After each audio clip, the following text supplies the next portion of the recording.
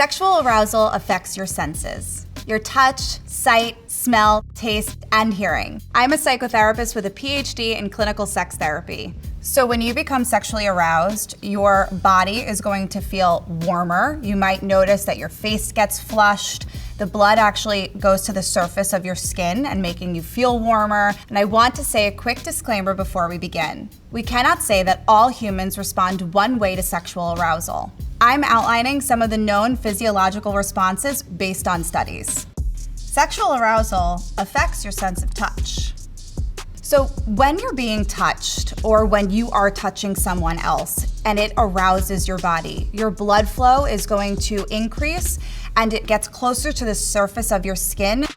Your sense of touch, you might notice in one of these organs.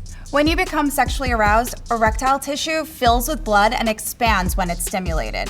So does the vagina and the clitoris, and your genitals have thousands of nerve endings. Biologically and embryologically, the penis and the clitoris are made up of the same tissue. So it's super interesting to think about. We always think about how to stimulate a penis, and that's more typically talked about, but we don't really talk about how to stimulate a clitoris.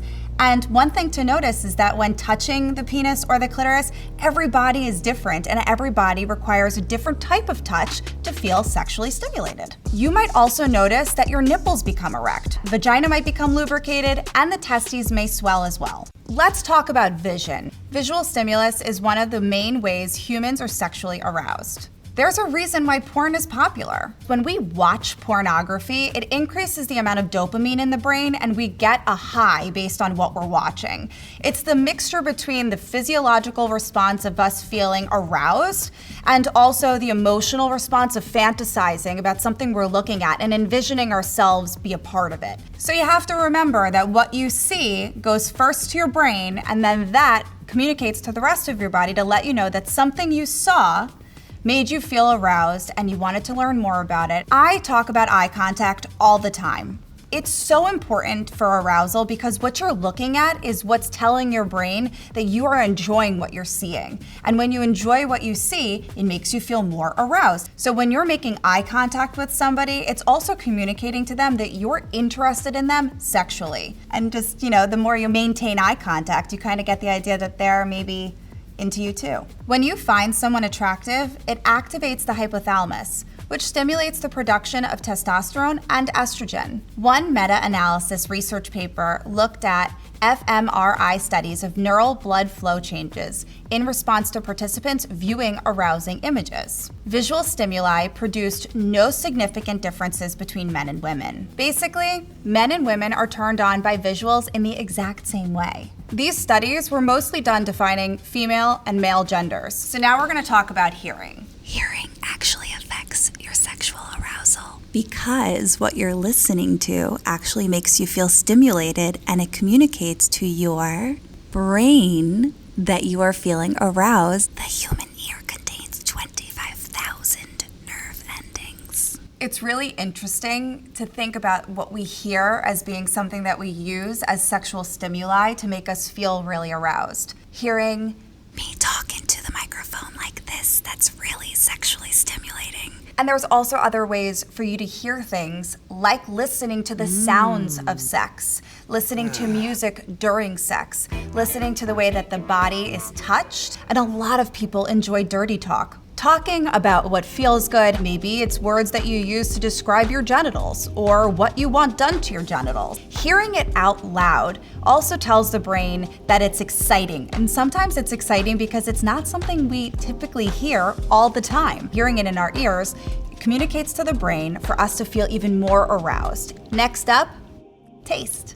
The mouth is the organ we use to taste things. And we taste food, we taste people, we taste by kissing and putting our mouth on something. Kissing is one of the most arousing things that people can engage in to achieve sexual stimulation and sexual arousal. Because when you are kissing someone, you're actually tasting their body, their saliva, and all the parts of them, depending on what you're kissing.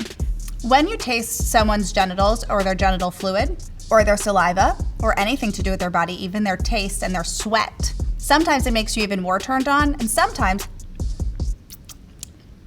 The taste of it may actually gross you out or make you feel like you're not attracted to them. Your sense of smell also impacts your sexual arousal. People wear perfume and cologne because olfactory senses really influence the brain and tell the brain what is something we want and what we desire.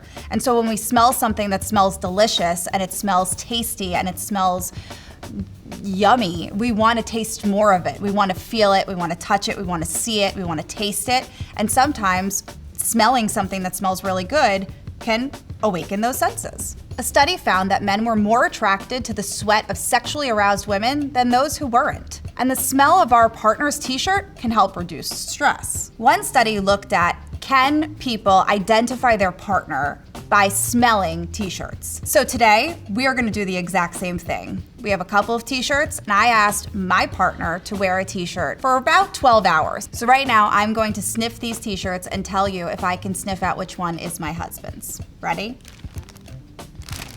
Okay. That's Ryan. This is definitely my husband. I would be willing to bet you all the dollars and donuts in New York City. This is him? Yeah, you're right. It's him. I am right. I actually do feel a release in stress. Like I feel like the smell of home, but I can smell him. And he's been my person for 20 years on and off. So it makes me like, I mean, if I'm honestly blushing. Yeah, this is Ryan. Can you tell I like him? There's a lot that we've studied and there's a lot that we still don't know. As a researcher, I find it fascinating that the brain has this really brilliant way of taking memories of scents, of smells, of touch, of what we hear, of what we taste, and it records that. And it's still something we're learning so much about. And so it's fascinating that smelling my husband can actually bring about all these different senses and make me feel really excited, even just in the way that his scent is. So that's your sense of smell and arousal. Let's talk about orgasms. When an orgasm occurs, it's interesting to think about it. When you're looking at my hands, you can think of what's in the triangle between my fingers as being the genitals, and everything around my fingers is actually the pelvic floor. When an orgasm occurs, what happens is you might notice, however you identify and whatever genitals you have, that your body may contract and you might feel your muscles tense, sometimes jerk in a funny kind of way. The reason this is when climax occurs and you orgasm, the muscles go from being in a relaxed state to a really tense state, and that may happen in pulses, which is what you might be feeling in your body and your genitals. An orgasm is a physiological state of heightened excitement. This is followed by your muscles relaxing. Scientists have sought to understand the brain when the body orgasms. So there are some brain scans of people reaching climax. In one study, sexual stimulation activates the brain regions known to process sense of touch. Sexual stimulation also activates the limbic system involved in memory and emotions, and hypothalamus involved in unconscious body control. So orgasms might cause people's pain tolerance to increase. As a sex therapist, one of the things that's super interesting is when it comes to childbirth and actually laboring, one of the things that doulas and childbirth professionals might tell women is to engage in things that are really, really pleasurable, even orgasms, to help increase your ability to tolerate the pain associated with labor. But also, when it comes to sexual activity, if a person achieves an orgasm, one of the things that's reported as a sex therapist is people will say that during the sexual intercourse, penetration, or touching, their genitals didn't hurt, but afterwards it did. When an orgasm occurs, it can increase your pain tolerance and make you feel less discomfort. There's actually scientific evidence that part of the climax occurs in the brain. There's an assumption that climax and orgasm has to occur based on the genitals being touched, but climax can occur through a lot of different things. It can occur through your 5 different senses being stimulated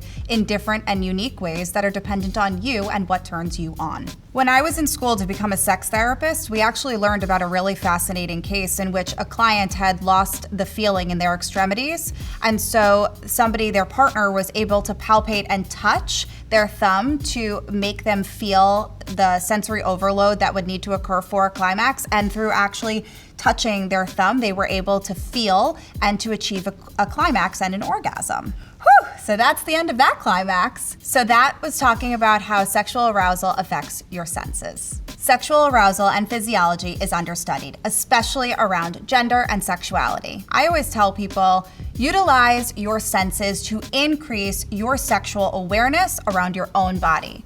What are the sights, the smells, the tastes, the touch, and the things you'd like to hear to put you in the mood? I want to normalize that as long as it's safe and consensual, whatever you are aroused by is totally okay. And if there's any part of you that wants to explore it further for a better understanding, that's what a sex therapist can also help you do. I'm gonna get some creepy ass people after this, I'll tell you that.